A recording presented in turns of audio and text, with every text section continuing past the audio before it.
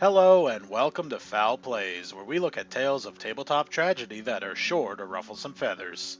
I'm your host, BossGoose, and today's story is a bit of a wild one, where we have a player who is a new addition to OP's group and claims he's going to show everyone else what it takes to be a real DM, challenging the players to create their wildest character ideas with everything being permitted. And predictably, things don't go exactly according to plan. But before we get to the story, let's take a minute to play a quick game of Hamster Ball Havoc. Here's how it works. Today is the finals of the Hamster Ball Racing Tournament, and our top 3 contestants are about to start. What I need you to do is decide which of these adorable little racers you think is going to pull off the victory so we can place our bets and win big. So simply choose between racers A, B, or C, and we'll see who wins the Grand Prix and is crowned champion in 3, 2, 1. And it looks like we have our winner. Congratulations to contestant A, the little hamster who loves big adventures. If you placed your bet on this little guy, then congratulations to you as well. We'll pick up our prize after the story and celebrate in style. And if you bet on one of our other 2 contestants, then better luck next time. But you won't be walking away empty-handed. If you just hit that subscribe button, you'll receive consolation updates whenever new videos are available on my channel and easy access to plenty of existing content that will keep you entertained for hours. Now, without any further delays, it's time to take your seats and wet your beaks as we dive on into today's tale. Once upon a time, when we were younger and quite inexperienced, we ran a few campaigns with various acquaintances. We played at a school RPG club, and thus had no short supply of players of very hit-or-miss caliber.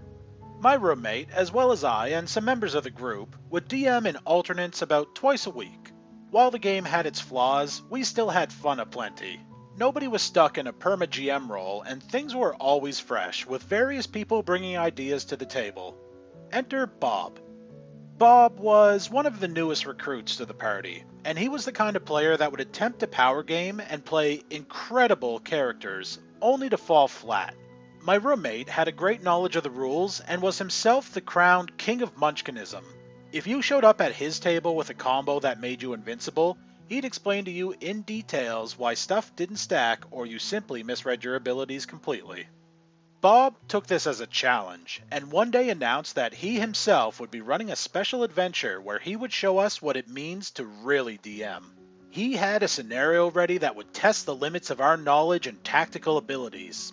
He also created a level 80 wizard for the occasion, with celerity. This is D&D. The rules are simple. We are to be level 11, or something in that range, and anything is permitted. Anything? Asks my roommate. Anything. You'll need it. The invited players quickly split into 2 clans, Team Edgelord and Team Challenge Accepted. The members of Team Edgelord were very excited to show off their ultimate combos and races, and we ended up with such marvelous creations as Vampire Samurai Monk Half-Dragon, which sounds like a party combination, but is merely one of the characters. Those were honest attempts and surely had strong racials and stats, but paled in comparison to what my roommate prepared. Some players saw him theorycraft and basically trusted him to build them an interesting pick. He started by making 2 generic clerics, with special prestige classes, and their main reason to exist was that 1. They were totally immune to basically all mind effects, and 2. Could remove such effects from the party, which would probably shut down a large amount of crap thrown at us. With heals, dispels, and counterspell at their disposal, they would form the backbone of our defensive setup. The true creation was a monstrosity enlarged ogre with supreme cleave and a club way larger than even he should have been able to wield. Was it stupid? Yes. Was it technically legal? Dude, fuck if I know. I was no stranger to the game, but never really made a great character. In fact, I normally played a bard, and my own fun came from writing songs, and I would end up entering the challenge campaign as said bard, mostly because Inspire Courage is neat, and someone joined last minute. To them, I offered Virgil's character sheet. Virgil wasn't very smart, nor was he particularly charismatic. In fact, Virgil couldn't even speak.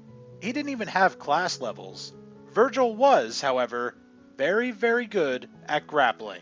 because he was a colossal hamster. When friends showed up to our session having heard of the challenge, I offered him Virgil and simply played my bard. To disguise his surprise from the DM, we used a polymorph spell on Virgil to pass him off as human, albeit one that would constantly twitch and sniff around. For the whole 2 weeks that character creation took, some of us had doubts. Were we going too hard? However, every time we saw Bob, he would remind us that we were not ready for his amazing game, and soon we'd see what it was like to play with a real DM. Thus, we marched on with our stat crunching. The great day comes. We are greeted by a level 80 wizard named Bob, the greatest wizard ever known. And that wizard has conjured us to a magical hall for a feast to impart upon us the most glorious of quests. It would soon become apparent that despite being twice the CR rating of an actual deity, Bob the Wizard was not the most versed in the rules, but his ability to rewrite them on the fly had carried him to great heights of power. His first action was to ask us if any of us were under some magical effect or compulsion or curse. Since we're under a permanent, ultra-powerful zone of truth emanating from Bob's armpits or whatever, we felt like we had to point out the twitchy human and say, him. He has a magical polymorph on him. This all-powerful wizard, somehow not having mastered true seeing, proudly explains, "Come forth, my protege, and be free from all your magical bonds." He was instantly crushed by his own feast hall crumbling to pieces as the normal-sized dude reverted to being twice the size of the building he was in. The table rejoiced at this beautiful first impression. Bob, the wizard, kept his cool and simply wished the debris away and pretended to be unfazed. Bob the DM attempted the same feat, albeit less convincingly. We were immediately sent upon a quest to retrieve 4 elemental artifacts from incredible challenges. Only our intervention could stop dark forces from reuniting the orbs and doing a thing. An evil thing. To the world. Probably. The greatest adventure, led by a true DM, was apparently very lacking in terms of build-up, flavor, or originality. But we were the 9 chosen heroes, and so we departed on our quest to defeat hordes of monsters and gather our first item. Bob was very proud of his gauntlet, an army of aquatic monsters attempting to swarm us. Sadly for him, any amount of creatures with less than 100 HP would be defeated instantly by our ogre berserker, so long as they at any point were within 60 feet of one another. Bob attempted to overwhelm us with yet more monsters, failing to grab the subtleties of Supreme Cleave, which basically makes you Darius from League of Legends. The challenges came and went. We sort of assumed this impossible adventure would have puzzles, dungeons, lore, and traps. Nah, it was just a large amount of monsters that we had to travel to. After vanquishing enough hordes, we'd obtain a MacGuffin and bring it back to Bob, who would send us on another long trek to get yet another orb. This went on for hours. This was meant to be a several weekend endeavor, but we were cruising through his minions faster than he could have anticipated. Bob, the greatest wizard in the world, asked us to get the 3rd orb. We asked for a teleport. Bob said no. We asked why. Bob said it was part of our challenge as chosen heroes. We asked why he didn't just go grab it himself. Bob said he wouldn't do it because he was so powerful that intervening in this cross-country journey of cleave and crit would break the balance of the universe. We asked Bob for a teleport again, or we wouldn't do it. Bob said no. Bob decided to reveal his power and mind control our party into doing the quest. This worked, except for 2 clerics, who simply dismissed his ability party-wide. We asked for a teleport. Bob said we would be retrieving the orbs, or else. A quick glance across the table revealed our collective choice. People were very, very tired of this adventure, and of Bob's failure to deliver the greatest adventure any player had ever seen. Many of them were themselves DM who had hosted Bob and felt like it was kind of a dick move to announce that he was going to show them what it was like to play with a real DM. The verdict was passed. We had chosen, or else. We were going to fuck up Bob. Bob won initiative, for he had the vampiric discipline of celerity. We rolled with it, and so did our eyes. Learning from his previous mistake, Bob attempted to mind control and disable the party clerics so they wouldn't dispel his spells. This failed. He cast many spells to damage us. Clerics and Bard patched through the volley of arcane bullshit. Then came Virgil's turn. Virgil has a lot of grapple. Bob does not. Bob is now grappled. On his turn, Bob invents new abilities, allowing him to evade the grapple and free himself from the hamster's bite. With several actions due to his celerity and other vampiric powers, as well as the ability to cast any spell, Bob the Wizard is still bound by the rules of the universe, as well as DM Bob's knowledge of the rules of the universe. The phrase, "you need a concentration check while grappled," or "you can't do that while grappled," became a finely honed weapon in our group's hand. Slowly, but very surely, Bob the Wizard's HP goes down, round after round. Bob's greatest challenge turns out to be his undoing, for in his own words, we should be prepared for the ultimate challenge that cannot be beaten.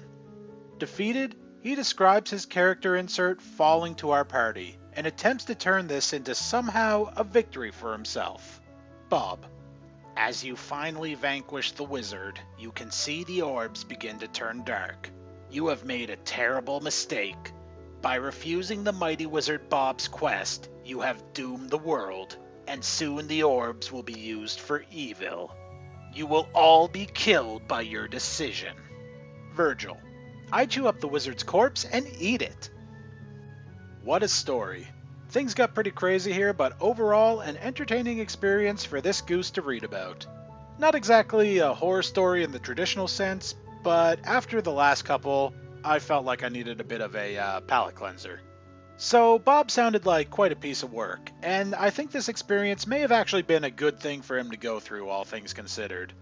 There's a lot of these stories that tend to have your Bob-type players where they talk big about their knowledge of the game and their ability to create amazing characters or campaign settings, but usually these end up falling tragically short.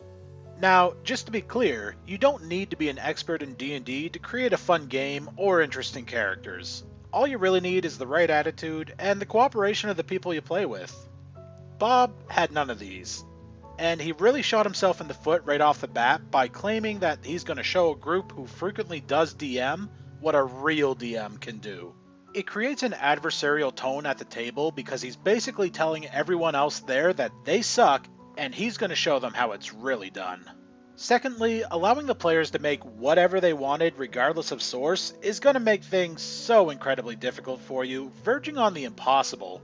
There are a lot of books and homebrews that are out for D&D, especially older versions like 3.5, which I haven't personally played, but based on the comments for this story, sounds like the system they were using for this adventure. To think you could set it up with these rules and then challenge the players to do their worst and be able to handle whatever they may end up throwing at you is foolhardy even with a level 80 wizard, who of course was named Bob, basically declaring that this game was once again him versus the players, which is not what your typical tabletop experience should be, so right there, he's already falling short of being a good DM in my opinion.